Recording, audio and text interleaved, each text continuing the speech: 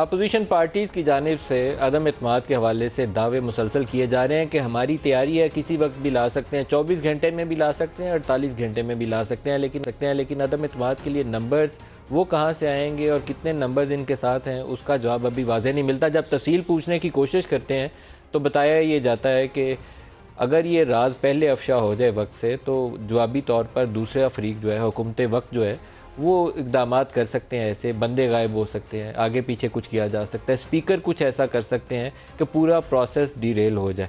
ये हमें कुछ तरह के जवाब सुनने में मिलते हैं। बहरहाल बंद कमरों के पीछे इजलास जारी हैं। सीधे नंबर की बात करें तो इस वक्त सूरत हाल ये है कि पाकिस्तान तहरीक इंसाफ के जो अपने MNAs के साथ तादाद बनती है PTI की, वो 155 बनती है और अपने इत्तेहादियों के साथ इनके 178 के नंबर्स हैं।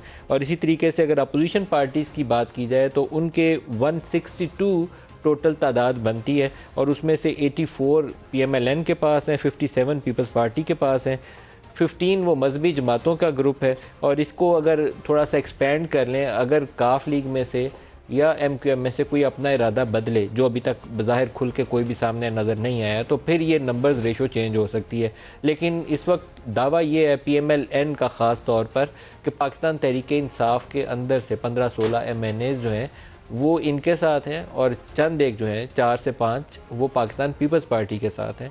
तो ये कोई 20-22 का एक ग्रुप है। जिस दिन अदम एतमाद पेश होगी, ये उनका ख्याल है कि इस ग्रुप ने उस दिन अदम एतमाद के हक़ में वोट करना है। ये जब वक्त आएगा तो पता चलेगा। अभी सिर्फ दावे हैं, बुलंदोबांग दावे।